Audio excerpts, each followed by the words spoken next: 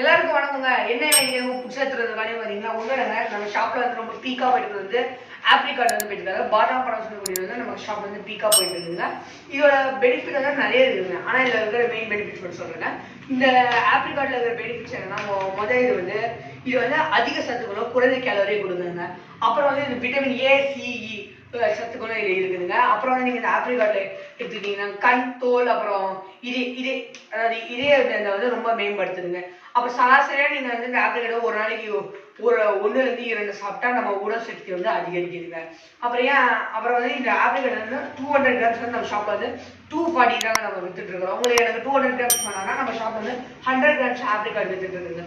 ஏன் வெயிட் பண்ணுறீங்க? நான் இந்த கீழே தெரிய நம்பருக்கு வந்து கால் பண்ணி உங்கள் ஆர்டர் பிளேஸ் பண்ணிக்கோங்க.